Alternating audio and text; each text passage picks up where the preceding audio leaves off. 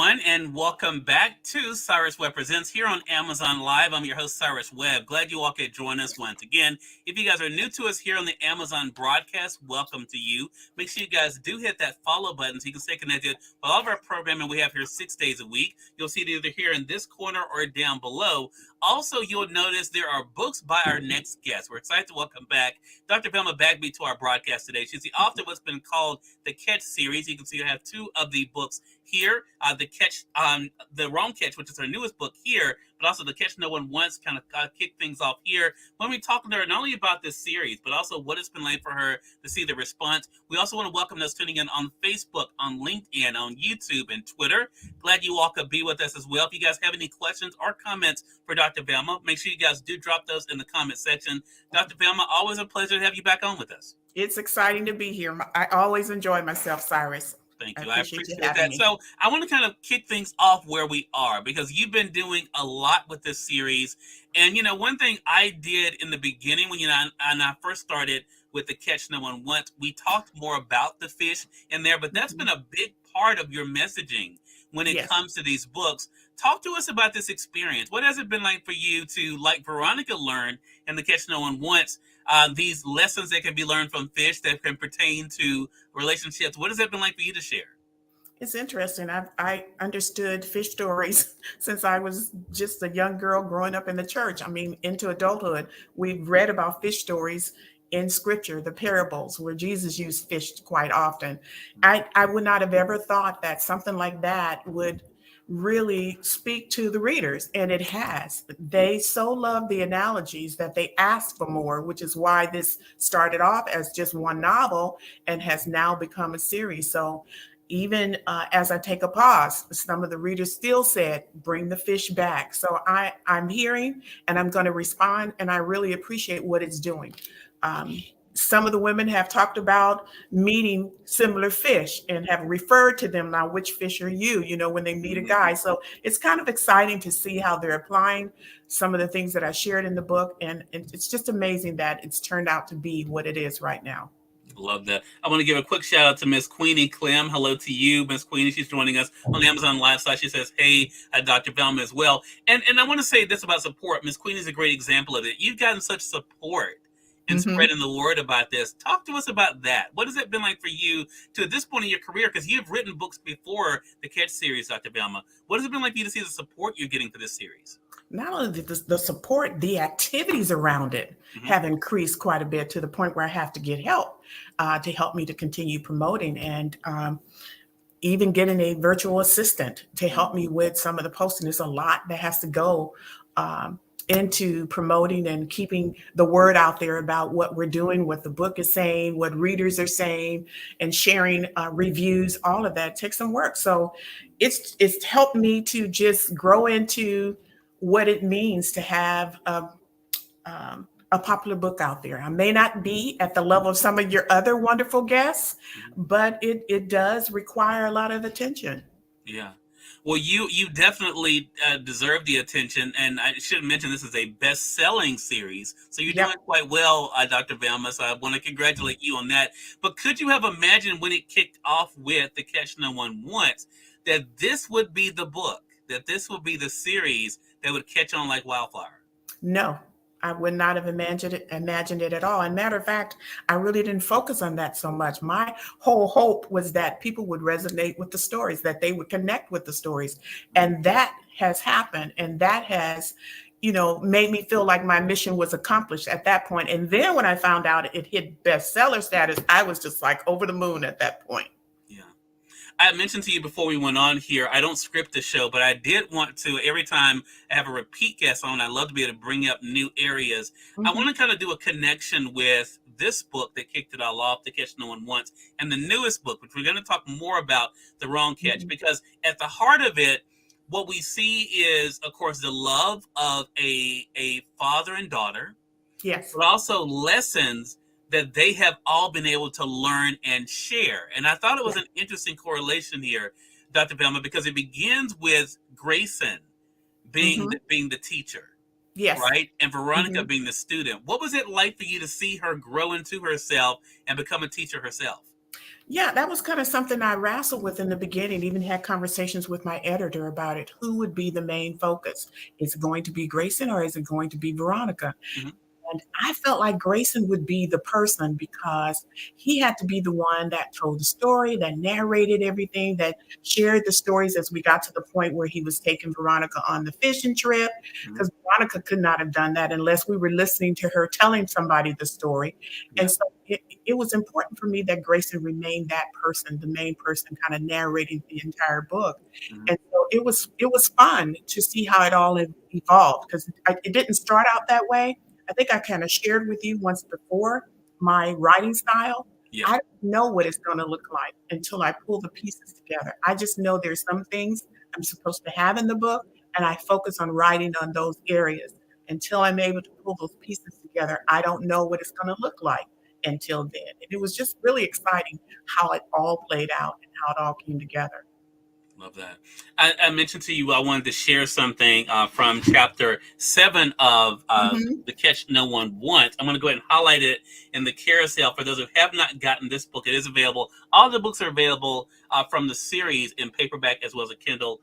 I have the paperbacks here because they're easier for me to be able to read, Dr. Velma, which is why I buy the Kindles, but I typically only read those when I'm traveling. Yeah. When I'm home and I'm able to kind of hold on to a book, I like to do that. But in chapter number 7, this is what you talk about for those who have their print edition. It's beginning on page 114, and I love Uh-huh. the fact that this is at the point where Grayson has been already talking to Veronica Yeah. about the analogies about the fish, and this is what you allow us to know about her thoughts about this. Veronica Uh-huh. woke up early with a sense of contentment which warmed her from within. Before she moved, she laid in her bed thinking about their trip. In her mind, she couldn't believe how simple her dad's comparisons were and questioned Hmm. how she missed them before now. I want to stop there for a second because I thought Yes. this was really fascinating when I went back and reread this. Because it's not like we don't know, because even in the wrong catch, Hmm. the 80 women that Veronica and Grayson are talking to, it's not like they haven't seen the signs, Yes. right? But Right. it's up to them paying attention to the signs and being willing to accept it. What was that shift like for you to be able to have with Veronica in The Catch No One Wants? For her to know the things her dad was telling her, but for her now to be actually receiving it? Because there had to be a transition from where she was in the beginning Yeah. and where she is now once he was able to share these stories with her. There had to be a kind of an aha moment for her. Mm-hmm. And it was important to express what she was feeling because of what her father was able to share with her. Mm-hmm. And I think that was the moment where you can see that everything that Grayson had set out to do, he had accomplished with sharing these stories. That her eyes are now open Mm-hmm. to the truth and some of the errors that she made in selecting the guys that she did. And she had to put aside that whole idea of having a goal to be married by a certain age, Yeah. which is pretty ridiculous. Well, Dr. Bennett, see, I said to you before we went on here that you were going to say something. Oh my gosh. This is what always happens. But no, I love this. But you say that, I'm always very cautious as a single guy when talking about relationships, not to be Mhm. disrespectful, right? But it is amazing to me because men and women, us guys do it too. We have the list, right? You talk about this even in the book. We have the Yes. list of what we want in a potential mate. What we expect. Well, let me put it. What we expect in a potential mate, right? Hmm. And what I always think about is two things. One, who's to say that that person wants you? but, but, Right. but, but two, are you actually ready for that person? So, And what was that like for you to kind of address the way you do in the book with Veronica and then with the ladies? yeah, because the third part is the list that you've created. Can you meet what you said you wanted him to have? Yeah, Because many cases you can't. So you're creating this list for the person to measure the person with, but you can't even meet the list yourself, and right. so that's important. So some of that can be, you know, I think the conversation that I had with some of the women is that you created a list and you pretty much rule out so many opportunities with a great relationship because you have already eliminated the person based on your idea of a list. And Mm-hmm. so you have to be careful with the list. And I talk about my list. Mm-hmm. 6'2". I wanted them bold legs, all of that craziness. I was young, but that was on my list. My Yeah. husband is nowhere near 6'2". He's 5'9", Mhm. and he's not bow legged. He's slewed feet. And I laugh sometimes when we're holding hands and praying. And I'm saying, God, you have a sense of humor because I asked you for bow legs and you sent slewed feet. So you have to be careful what you say because Yeah. God might have something totally different in mind for you. Yeah. And to that point, to continue on with what Veronica said there in chapter 7, Mm-hmm. she said this in realizing what her father was doing, linking men and fish and their red flags was genius, she thought, Mm-hmm. especially since she knew fish and her dad taught her about fish behavior as a youngster. There's that connection with you there, Dr. Yeah, Bama, that you mentioned earlier in this conversation. that's As right. soon as she sat up in her bed, she threw her hands up in the air to give God praise. Then she fell to her knees and prayed, God, thank you for leading my dad to this trip and giving him the wisdom. You knew what I needed. I want to Mm-hmm. stop there because this is exactly what Dr. Belma you've been able to do, and I want to talk about for you personally how this feel because Yeah. even though you are writing this, these are novels, right? Uh-huh. There's a lot of truth in these books, right? And it's just what some men and women need. How does it feel to know that something that you wrote that was given to you has been able to really resonate with someone? It feels good, Cyrus. It really does. It makes me feel like I said, like my mission has been accomplished. I'm sharing what I'm supposed to share, after being married for 49 years now. And, Mm, just when some of the challenges we went through and recognizing what we really need to know before we get to that stage, yeah, it's just important to share all of that. And although my husband has been a part of this journey, I always asked him questions along the way. This is Grayson. What would you do here? What would you say here? So Grayson is really a picture of who my husband really is. He's a shy guy. And so I've had some interviewers ask me if my husband was going to join me. And I said, well, my husband's a little camera shy, but everything about Grayson is him. It does not minimize his strength. It does not minimize who he is as a man. That's just not one of the things he's good at. And yet his character is throughout the book. His personality, how he looks at things, how he would respond, all of that came from him. And so I think it's important for us to know because I see a lot of women who turn away from guys they think are shy, and you don't know what you're missing.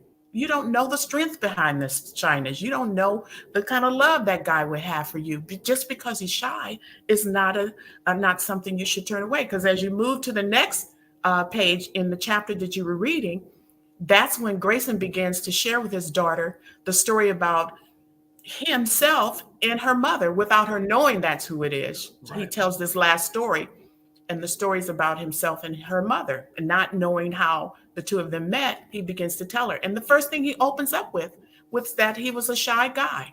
Mm, And so her mother was ignoring him. She had somebody else in mind. And so it was really interesting how this story was able to close with that last story. love that. Love that. I want to say for those who are just tuning in, it's on the Amazon Live side. We appreciate you guys over there. If you guys have any questions for Dr. Velma, please feel free to be able to share those in the comments. Or also, of course, you will notice one of the new things that Amazon is doing. You can give us hearts, and they're totally free Ah, just by pressing little hearts there. They'll come up there on the screen. Just to be able to show that you're enjoying the broadcast. For those who are joining us on the other platforms, on LinkedIn, on YouTube, Twitter, and Facebook. If you guys have any questions or comments, feel free to be able to put those in as well. But also let you guys know how to stay connected with Dr. Velma. Dr. Velma, I messed with you last time because when you were on with us last time, I mm-hmm. wasn't able to have a paperback book. But I have my paperback book Oh, now you're with my armed today. with my notes and everything. So I want to talk about again as we were talking about the transition from Yeah. Veronica from the Catch No One Wants to the Wrong Catch, and I have the Wrong Catch now highlighted on the Amazon side. I want to talk about the setting because you and I really haven't talked about the setting so much of the Wrong Catch. And one of the things that we learn in the book is that Yeah. here you have basically Grayson and Veronica are tag teaming with this group of women. We know it's 80 women or so Yeah. that are there. How did you decide on the setting for the Wrong Catch and what you wanted to do and continue in the story? I really wanted to take what was happening with the very first book Mhm. and just kind of mimic it in the story. So Okay. the response to the first book is very similar to the response that Grayson and Veronica had Got it. from listening to her story and her testimony. Word got out about the fish analogies, and more women wanted to know more. So why not take that and build that into this next book and use that as a basis for a conference? Because he has to figure out how will he, address the demand for more stories. How will he address the demand for uh, to the women who wants to know more about the stories that Veronica shared? And so the best way to do that was a conference. And I thought it mimics exactly what was happening with the attention that the very first book got. Love that. And one of the things that I mentioned earlier when I was talking about how Veronica has changed, from being how she was in the Catch No One Wants to now being in a position where she's been able to learn and now to share, now step into the role of teacher, is that she's able to share as her father Grayson does with the women about the signs, about the signs. Talk to us about what that's been like for you to share with people, Dr. Velma, the importance of not ignoring the signs, but also the thing that I hear a lot, and I notice, and this is something I'm sure it's well intentioned, Mm-hmm. where you may say, I have said to young ladies, right now I'm not looking, for a relationship, not looking for marriage. Oh, you just haven't met the right one. I could support you in what you're doing. I could do, I understand you're busy doing this. I could, and I think to myself sometimes, okay, you're not listening. And exactly. And I'm if literally telling you, I'm not, and you're sign thinking. number one. So I want to talk about that because you addressed this in the wrong catch about the signs, right? Mm-hmm. What has that been like for you to have the conversations in real life about the signs and how women have to be aware of those signs, to be mindful of those signs, and how they could be contributing to their own frustrations? There's some things a man has to evolve into on his own. And I don't know what it is about women who think they can help you get there. And I remember having that same conversation with my adult daughters, except I used Adam and Eve as my foundation. And I said, there's a reason why, for a short period of time, Adam didn't have an Eve. It was just him and God, as God gave him his charge and things that he expected him to do, and his naming the animals and cultivating the garden, all of that for a short time before he made the decision to create her. I said, imagine if she was created at the same time while he was giving Adam the charge. She would have probably interrupted that process Mm. and added some things to it. But there are some things that a man has to discover, accomplish by himself. And yes, with a woman at his side, there's some things that she will help him to achieve as well. But in the beginning, he's got to walk that walk by himself. And women tend to want to interrupt that process, and it's not good. Yeah, I think that's it. One of the things that you talk about in the book, and I marked it for the wrong catch, is of course the big pike or the ugly pike. Talk to us about the pike and what it was like to kind of use that in the wrong catch, Dr. Velma, to help these women at the conference to understand the signs. Yeah, those were the Pike twins. Hmm. There's the big bass, the two Bass brothers, and then there's the pike twins. All of these fish, I had to do the research to find out which fish were actually considered trophies. And they're all considered trophies. And even in book number one, The Catch, a salmon is also one of the trophy fish. So the one that refuses to get caught, again, trophy fish hate to get caught. That's who they are. They don't want it. And there have been, these kind of fish, even in the salmon case, who will remain with someone just for a minute, but he's still looking because he's not with the one he wants to be with. And that's something that women seem to ignore. If a man expresses he's not interested, then he really isn't. In this case, the trophy fish um, are that way, period. They don't want to. They want to be the center of the attention, and that's all they're interested in doing. With the Pike twins, these are guys that, basically takes twinning to a whole new level. They allow women to date them both because the women don't know they're dating two men rather than one. They're identical twins. And so we discover at the end what happens to the Pike because one of the Pike twins makes a revelation Hmm. in the story, but still I thought it was pretty sad that one twin makes a decision to marry the woman that he had been with for a long time simply because his grandmother says that's what he needs to do. And I thought that was pretty sad. No woman should want that he's not doing it for you. Right. He's doing it for his grandmother. And that doesn't make for a good relationship, which is what happens in their case. Dr. Velma, I'm going to speak out of ignorance here for a second because my mother will tell you, and I'm sure eventually, as much as you and I have talked, you'll have some conversation with her along the way. Either I hope so. She's alive or sweet. something. But she would tell you, I've always been a loner. As a child, my punishment was going outside to play. I could just stay in my room. I've always been the way I am today is the way I've always been. And people used to, as I was growing up, used to try, well, Cyrus, why don't you go outside? You'll have fun. That was the most frustrating thing. I mean, like, why don't you just let me be by myself? I'm okay with, and I bring that up for this reason, because I think that's the thing, again, about knowing who you are. And then I bring it up because I wanted to read this from page 63 from The Wrong Catch as Pastor Grayson is talking with the ladies. He says this, Grayson replied, many women go after these guys, date them, and even marry them. I'm here to help you stop making such a huge mistake. Laughter burst out all over the room. Thank you, Pastor Grayson. Help us. Grayson continued, did you notice the words I used? I said, I'm here to help you stop, which means the decision is yours. It's your choice. Now, let's see how much you know about the guys from our last discussion. Then he goes on from there. So I want to talk about the choice, because that's the thing. A lot of times, and I bring this up because, there is, of course, a surprise speaker that comes in that the women do not want to hear from, but has made a transformation, as you and I have talked about. There are women and men, too, who have made choices that are not good choices. And then when things don't go their way, they get mad at the other person instead of looking at themselves. Like taking accountability. I'm giving you the tools, like you told Veronica, but it's up to you. The choice is yours. What has that conversation been like for you offline, to talk to women about, okay, yeah, some of these guys are bad, like you were talking about the twins. Some of these guys are bad. What they do is bad. There's no excusing that. But the choice is still on the woman if they decide to go down that road. What has that conversation been like for you? Well, that's kind of why I addressed some of those issues in there, having those conversations before, with women prior to this.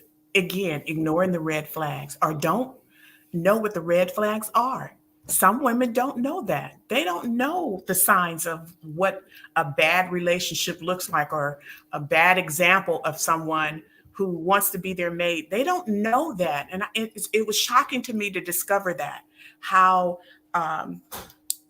some of the things, tips and tools that we were shown or told when I was growing up, they're just not talked about anymore. And I just felt like it just needed to be put out there again. I guess it's the best way to say it. And that's the reason I started off writing that very first book, from conversations I've had, from sitting through pre-marriage counseling with my husband, couples coming in with problems and expecting us to fix them. When you're sitting there going, well, the problem is you're trying to marry the wrong person. That will never go away. And so having that dialogue, that's what drove me to write some of these stories in the first place. That hopefully when some of these women who are making the mistakes read these stories, they'll see themselves in it. Because it's a big problem, Cyrus.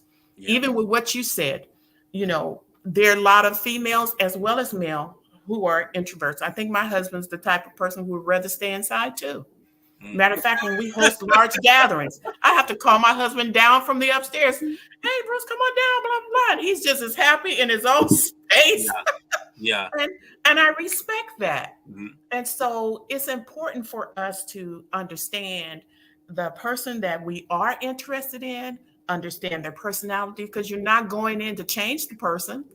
Right. You're going in to complement that person, but at the same time, respecting their boundaries and respecting what they enjoy. My husband likes to relax. I might like to get out and shop. I don't know, depending on, what the person decides to do. So it was important to address all of this. Last thing I want to talk to, and the time just flies by here, but the last thing I want to talk about, Dr. Velma, is about,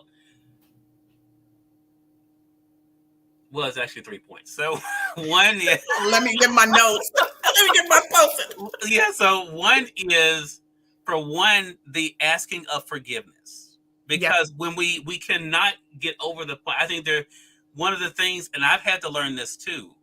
I had a situation with a close friend of mine, and I've shared this publicly, who I had known for years, and she had gotten married.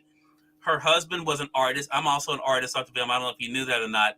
But No. so we started doing shows and things together. Well, anyway, they ended up breaking up. I didn't know the rule that I'm not supposed to be friends with him after no one said to me, there was never a conversation, Cyrus, I'm not comfortable with you being friends with, with such and such, whatever. So it broke up our friendship, my friendship with her. I didn't know what broke up the friendship. I didn't know what was going on. It wasn't until years later that she told me she was upset with me because I stayed friends with him. And now I never knew what happened between them. Because I'm just not that person to ask questions. Right. Not that kind But of I person. felt like my thought was, okay, well, you and I were friends first. If there was an issue, you would have come to me and said, "Hey, Cyrus." But her thought was, since I was friends with her first, if she wasn't with him, that means that I shouldn't be friends with him. And Oh, I told her, I said, "Look, I apologize. yeah. It was not done out of hurt, or out of malice, or I did not even know. I didn't even know. But that's just my MO anyway. I'm not very observant about stuff. I bring that up to say this. In The Wrong Catch, Michael, who Yeah. we call Muskie, but Michael, Mm-hmm. he has to go through a whole thing of forgiveness. We see that with him and Veronica. And Yep. Veronica's, Veronica's fiance. And then of course being able to make the changes, to be Mm-hmm. humble enough. That's the other Yep. point. So Yep. asking for forgiveness, the humility, but Yep. also the change. What Yep. was it like for you through Michael and Odessa to show that in the book, that one, you may have been a bad person, male or female, but you can change. You can ask for forgiveness, do what you can to make amends, but then Mm-hmm. show by your actions who you are today. What was that? Why was that important for you to show? Well, what's interesting is he was the most hated character in the first book. And to bring him back, a lot of people were not happy when I mentioned that he was coming back. They were, what? Why? Why are you bringing him? But once they realized what he had to do, Yeah. because he wasn't a bad person, once you hear why he did what he did in the very first book, very first chapter, he did what he did out of respect because he didn't know any other way to get out of that situation, because at the time Veronica was broken. She didn't know what she was doing, and he didn't know how to get out of it without hurting her. And so how did he get out? He decided to climb out of the bathroom window, because if he had gone out um, of the men's room the correct way, he would have passed by a place where she could see him leaving. And he didn't want to do that. He didn't want to hurt her like that. Mm. He would much rather just step away because he didn't know what else to do. She was too touchy feely. She was too ready to claim him as her husband, and they had only known each other for a couple of weeks. So he was afraid of what would happen because he had already started his transformation, Yeah. thinking that because she was Pastor Grayson's daughter, she would be practicing the same thing he was just starting to learn. And she wasn't. And so he didn't know what to do. He would have he felt like he would have hurt Pastor Grayson as well as her. Yeah. And so um, forgiveness was important. I love the way that that story was told for him, how he went to show respect to Veronica's husband, Hmm. not knowing whether or not he had heard about what happened, but Right. he did wanted to show respect. He asked for permission to tell her the same thing, and then he offered to pay that money. And I think that was one of the things the women were the most upset about, was the amount of money she had to pay because she was left with the bill at the restaurant. Hmm. And so he offered to give that money. Not that Michael needed it, not that Bennett, Veronica's husband, needed it, but it was a show of respect. So Right. forgiveness is important. How can you move into your new place in life if you're still dragging along all the stuff from the past? Right. And if you're dragging along all the stuff from the past, that means forgiveness haven't taken place. You haven't forgiven the people. You haven't let it go. All Hmm. of that has to happen. Yeah. And a lot of times it can be like in my situation, it can be unintentional. Like I really did, Yeah. a lot of times I think, and that's why I think I have grace with people, because I like in me, I had upset someone, didn't even know I had upset them. They never said to me, "Hey, I don't like the way this situation was handled." Um, now But I I don't know if I would choose my friends based on what another friend felt I should well choose. I I, thought that was inappropriate. well yeah it was and then it was funny because I was talking to another friend. They're like, "Well, yes, sir, it's kind of like an unspoken rule," and I was like, "I've never heard that before." I never. This is new. This is Well, new. here's a rule that I've heard, Yeah. and my husband and I had to practice it too. Okay. He has friends. They are not my friends. Hmm. They're his friends. I have friends. They are not his friends. They're my friends. And so we have to make sure that we maintain some boundaries for us, because people will misuse those boundaries because they're friends, the females, they're friends with you, but Yeah. they're not really friends with your wife. Gotcha. And the males who are friends with your husband, but they're not really friends, it just works the opposite way. And Yeah. so we establish those boundaries early on. And it sounds good on paper. Mhm. Let me tell you this, Cyrus, it sounds good on paper, but that really does not work. Mm. I'm not going to have any male friends, and my husband is not going to have any female friends. I'm all in that and more for him. Yeah. And he's all of that and more for me. Yeah. And that's how we set it up, because Yeah. outside of that, it does not work, because they're going to have ulterior motives. And a single woman trying to be a friend to my husband need to go get a life.